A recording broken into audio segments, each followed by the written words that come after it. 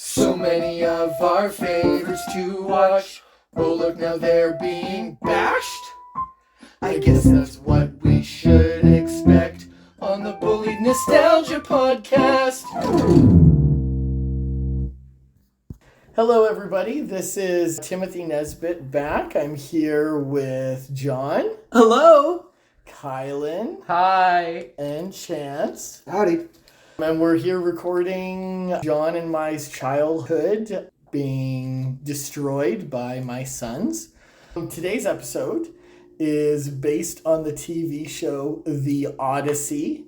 It's a Canadian TV show that ran for 3 seasons from 1992 to 1994 and had 39 episodes. And I loved this show. We joked last time that this was going to be a series about destroying John's favorite things. Turns out he found something of mine that was precious to me that we could destroy.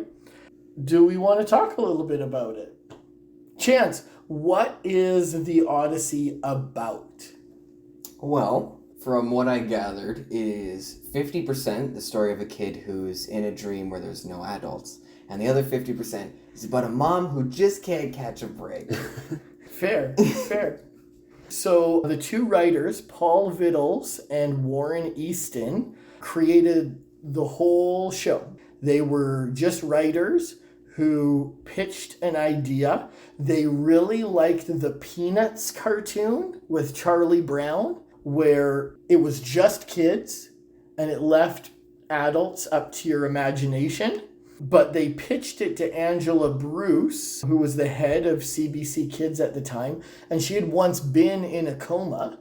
So she was like, awesome, give me what you got. And so when they did pitch it and it did start to pick up traction, David Pierce, an executive at CBC, forced them to add the story about the real world on top. They didn't want to, but by doing the hospital scenes that take up half the show, they were given free rein to do whatever they wanted with the kid part of the show. There was a fair amount of discussion while we were watching, asking who the hospital stuff was for. Yeah, and maybe we should just clarify, I guess. The show, in the first episode, this 11-year-old boy has a fall, enters into a coma, and so most of the show we are following a dream world that he's in his coma, but what everyone's referencing is the other half of the show where we get to watch him in a hospital bed with his mother by his side.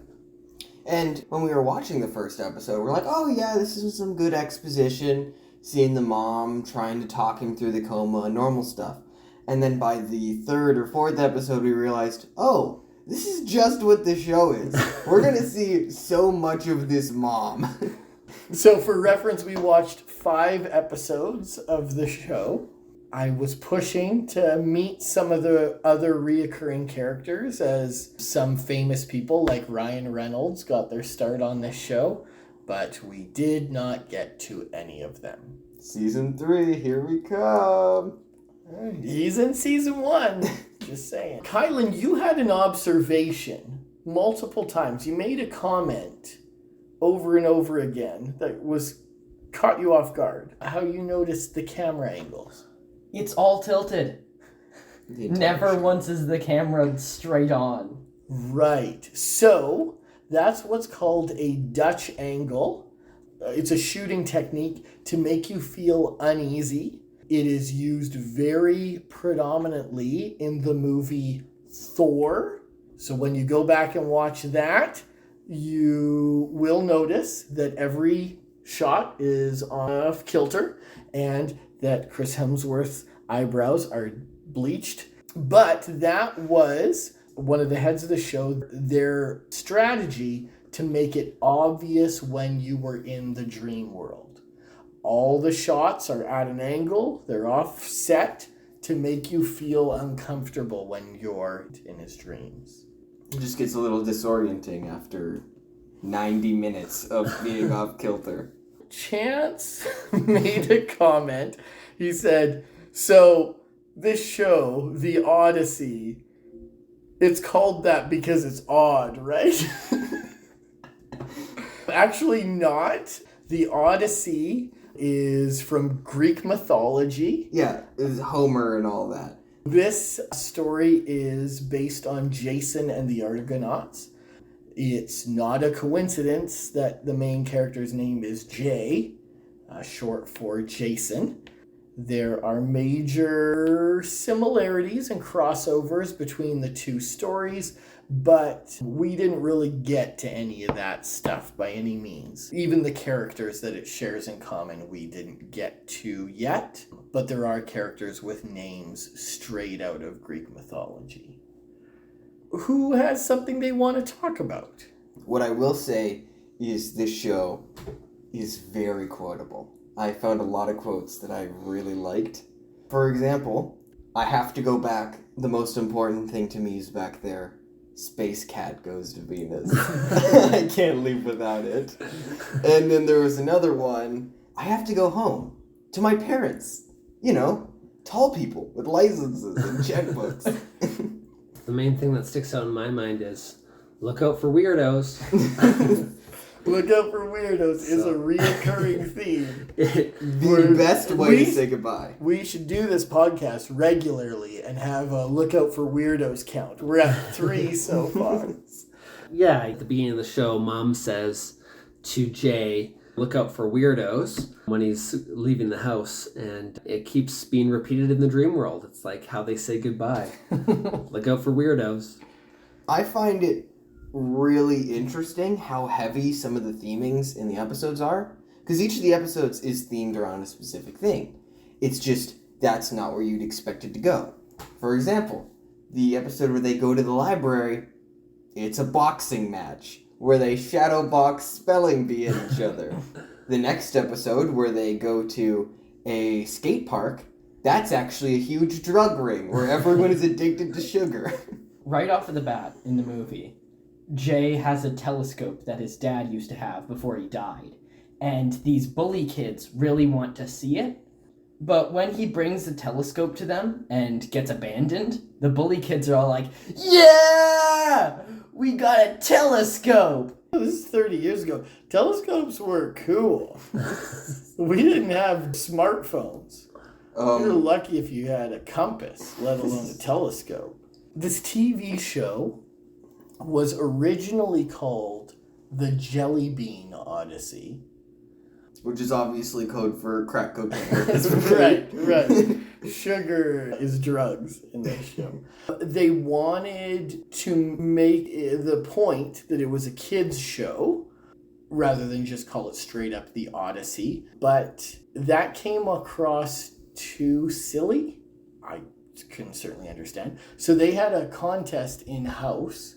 Someone would get some big reward or whatever, I don't remember what it was, if they successfully came up with a better name than Jelly Bean. But no one could, so they just ditched it all together, and it just became The Odyssey, which certainly has a more serious tone, but I think that too creates this anomaly that John had mentioned earlier, that it's really hard to identify who the show is for.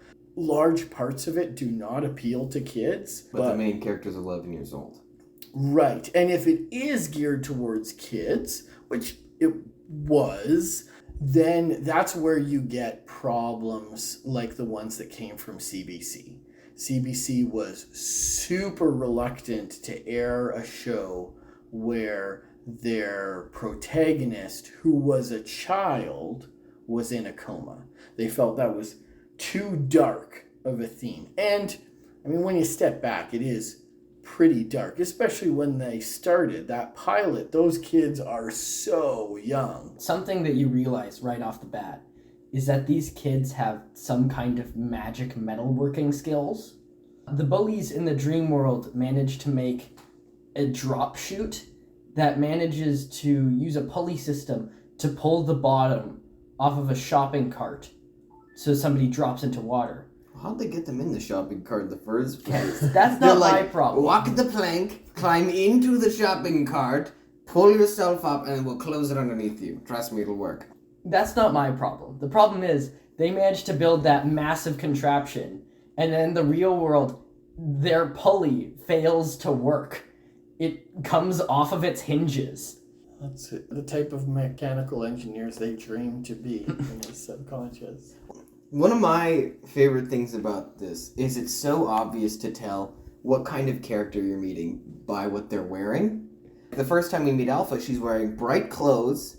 She's not wearing anything that's not neon in any way. She's wearing a dress. And automatically you're like, oh, this character is important. They're meant to stand out, and they're not meant to be dangerous. And then when you meet the bullies, 90% of them is covered in spikes or black leather. And the other 10% is riding on a Mad Max devil bike. And then you're like, oh, these must be the bad guys. I wonder who their leader is. And then you see a picture of him wearing full military attire with a hat with a skull and crossbones on it. The story largely is that Jay's dad has been dead for some time, but for whatever reason, they keep a picture around him at the house of him when he was a teenager. 15, that's right. When Jay ends up in the dream world, they are looking for the teenage version of his dad. In that world, it's all kids. There's no adults. But Brad is his dad's name. Brad is 15 and knows all. So 15 is old as you get in that world. And so they're looking to find him to get answers. Everyone refers to him as the oldest. Right. So no one's older than Brad. Just to help with language, they never say it in the show, but behind the scenes they would refer to the dream world as down world and the waking real world as up world.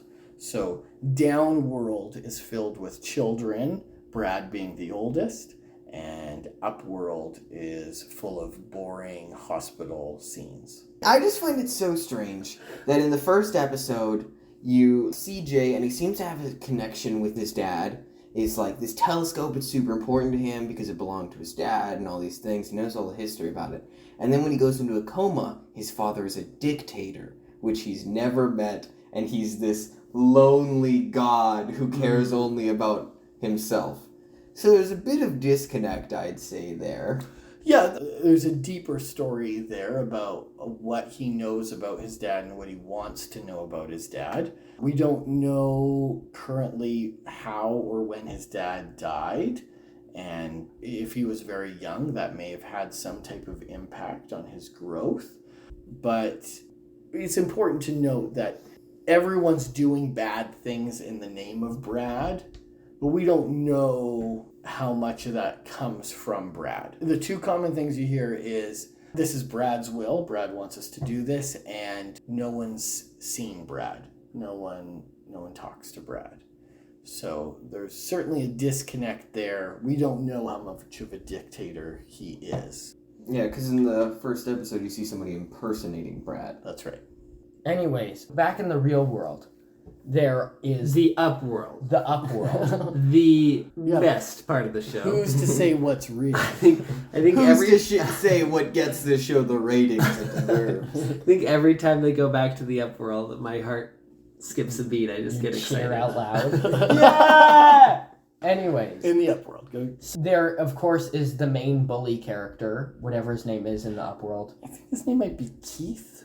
Does that I sound know. right? He's Flash in the down world. Yeah, that's the only one I could ever remember as a kid. And Too. so he was a bully, and he's got like this comeback story where he's not actually that bad. However, his second in command is just the absolute worst. Oh yeah. he's When somebody mentions the kid that is currently in a coma, he's like, hey, who am I? And then pretends to have a seizure. Yeah, it's pretty dark. He also is asked if he wants to make a card for Jay, and he immediately says, no! He's the worst. But by far my favorite character. Come to the dark side, Colin. Well, that's the thing. He was the kid who led to Jay breaking the pulley and falling and dying. He was climbing the fastest to get him. Yeah. He was there about to grab him, and then Jay Fell to his death. He carried a Super Soaker 50, if you know what I mean. There were a lot of them. No, there was only one Super Soaker 50. There were 4. No. No. The rest were water pistols, Chance. Super Soaker 50. It's a yellow gun. Green A green container, bottle. orange, and yes, I have one too. You don't have one. It's not yours. Chad on the side of it. Yeah. You weren't born when Super Soaker 50s were popular. I think our family got into them late. I think my mom found them on sale. So she bought like 10. And each of the cousins got one. Yeah. That was a great device. It shot up to 50 feet, which was a pretty big deal. Is that why it was called 50?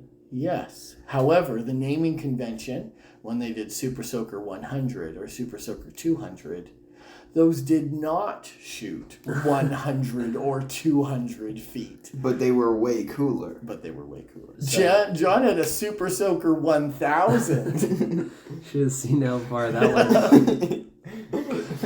I could point at France and bang. Some poor baguette was soaked Get through. soaking wet. John is anti-baguette campaign. I think it would be more fun now if we talk about the concept of the clubs that we know of. We know that there's a metalworking club. We know that there's a club specifically for digging. We know that there's a library club and maybe a roller skating club. There's a small repair club. Yeah, it that's the seems. metalworking one. A big repair club. Yeah, I'm not sure about the pool club because it certainly seemed official in episode 1, but by the time Flash was was pretending to be one wasn't really a Yeah. thing. it didn't seem to be credible. So I'm going to assume that those people were also lying and did not have a job. Did they reference the pool club in episode 1? When they drop him in the water, that's the pool club? Yeah. Oh, okay. How do we feel about Finger as a antagonist? I would say that so far, Finger was one of my more liked characters. Oh, He has a sick hairdo, and by sick, I mean one of the worst possible hairdo. I do like the concept of just random nouns as your names. Hey, look, it's Finger, Bar, or Newt. Doorknob. driver's checkbook. license and Checkbook. checkbook. Yeah. Are you an adult? Whoever owns me is. Okay, so Kai talked about the worst kid. We've got a little bit of talk about Finger in. How do we feel about Flash? I would say that, as weird as it sounds, Flash may be a more likable protagonist than the actual protagonist, just because Flash is so very flawed. He is a man who does not know what's happening most of the time, and is not helpful. I feel But like great time. I feel like Flash is the only character that they had no plans for. It's just whenever there was an episode, they just threw Flash somewhere. Flash seems to have this extremely varied backstory, because when he's at the drug house, they offer him some, and he obviously knows what it is, and then responds with, "I'm trying to cut back." So are we just to assume that Flash has this deep history in a drug ring, and now has moved past this? I want the Flash prequels, if anything. His dialogue in that drug ring was pretty good. By far, my favorite line in all of the drug ring is what I thought to be, "Don't use sugar, use medication." Actual drugs. Yeah.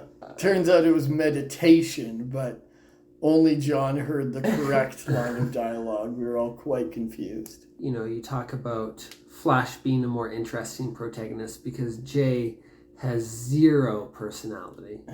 Just the driving force to go see Brad. Or they're gonna say, And also- keep his telescope. Yeah. Because, I mean, that's the thing. Jay has this weird kind of disconnect in all his scenes where he's like, all I have to do is get this telescope. And then he'll go to libraries and just give his telescope away at any given moment. Does he still have that thing, or does the library still have it? No, he has it. He took it back. If you lose, you'll never get your... Here, just take it. While we're talking about the telescope, I think that one thing I did really like was the logic of a child in the pilot, when he's drowning and his mom appears to him, she says, "Come home." And he says, "I can't. I've got to get my telescope." No adult or someone with rational thought would think that way, but problem-solving skills come with us as we age. Got to get my dinosaur from the sandbox. That's all he cares about at this point. Yeah, there's steps that you need to check off, and your brain logic matures last. And so he knows he needs to do these things, and one of those things is get back the telescope. And so I did like that. I thought that was very interesting, is he had the chance to leave this behind right off the hop, but he needed to satisfy the checklist. John, how do you feel about Alpha? Yeah, I feel like part of the reason why Jay is so bland is so emphasizes who Flash and Alpha are, and they're supposed to contrast each other. Alpha's a rule follower, straight-laced, maybe the nerd or the geek in the real world, whereas Flash is the cool kid bully, loose cannon kind of thing. He kind of reminds me of Buford from Phineas and Ferb. Like, they have the exact same character. Oh, you're talking about Flash still. Mm-hmm. Yeah, we're talking about Alpha. Oh, he was mentioning Buford. Or Alpha. One of the two. Alpha. Flash, that's their name. He was mentioning Buford, Alpha. Too many Jay. weird How much names. were you Finger, messaging your bar, girlfriend? news. Okay, I have one more question. What do people think Downworld is? What do you mean? Is this Jay's subliminal views on these people? Like, is this how he sees Keith as Flash? Is this how he sees what's her face as Alpha? Is this some other consciousness that he's tapped into? Is this a shared consciousness? You know, is this how Keith sees himself? His projection of his inner self? So, Jay, you mean? No, I mean, could Oh, Donna, or whatever her name is, could she be creating Alpha? Is that who she is in her heart of hearts? What do you guys think? What is the Downworld? it's gotta be his subconscious. It's just his mind. Okay. Like, Part of me thinks it's hell. I don't know. Another thing is, I think the tower is at the location of his house. I don't know. Isn't it? By the map? They certainly hinted that there was some similarities to the map that he drew of where he lived to the tower. So, what I think is happening is it's just his brain twisting around everything he knows. So, locations that he know are now replaced. It's just his subconscious altering things that he already knows. So, the things that he do know are very different. So the implication then, I have a counter question here, is if this is his subconscious, does that mean that he knows all of the kids in it? There's a lot. Because there's a lot. Or are they made up kids? They have to be. Okay. I don't think he's ever met Bar or Finger. So what happens if those kids show up in the real world post-concussion?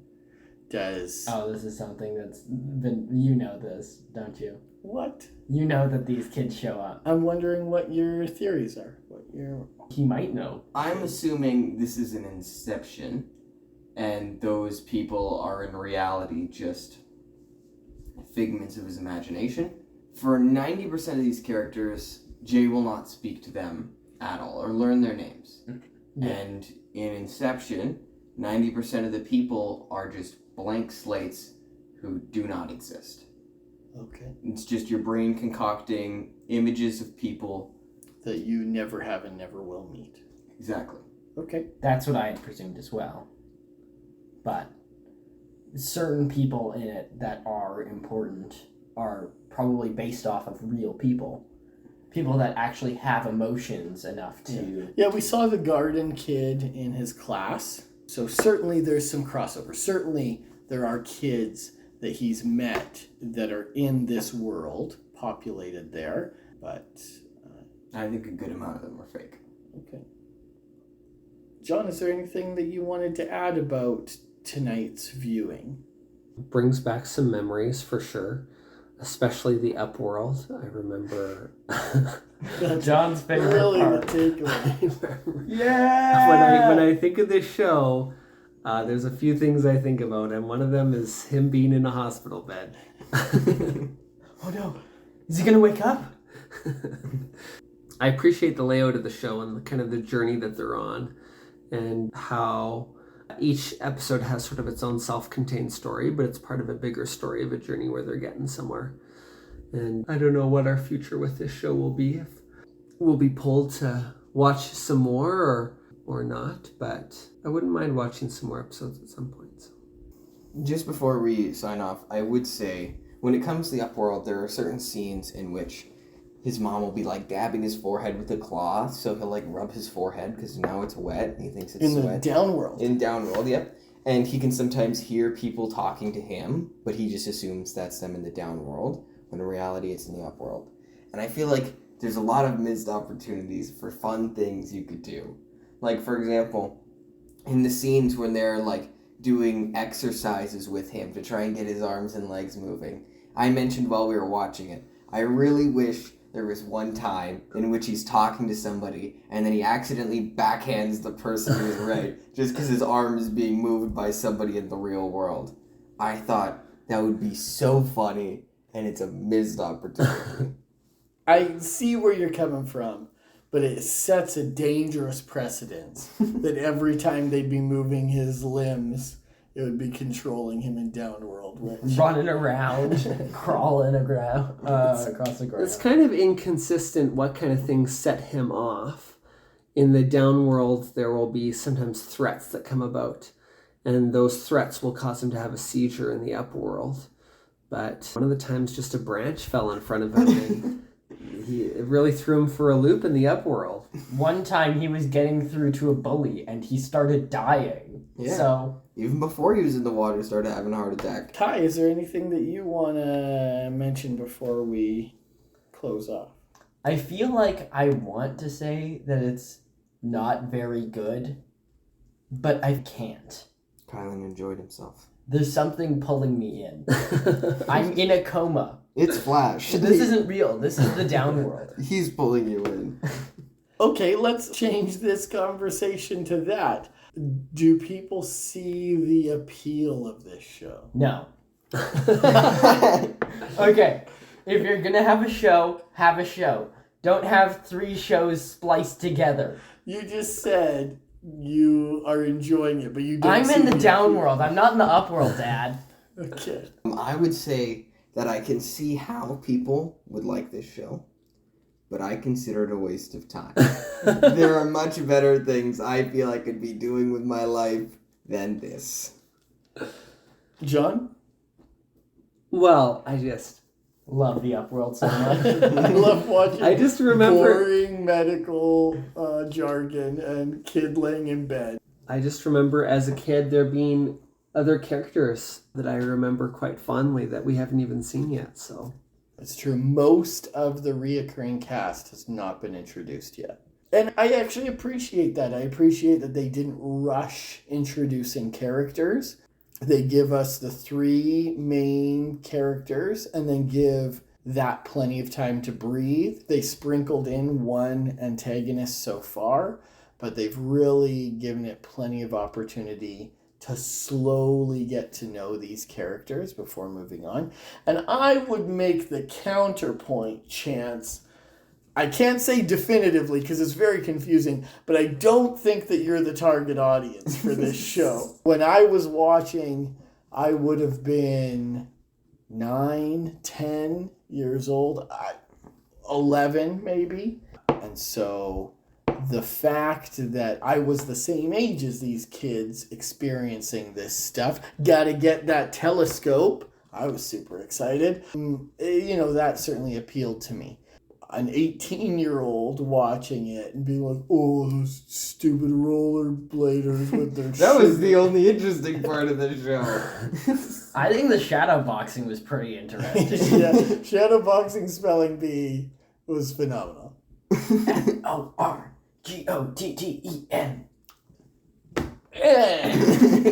Big The swing. wind-up was necessary. Yeah. Okay, well, we'll see if we do this again. Got to keep everybody guessing, ourselves included. Look out for weirdos. Look out for weirdos.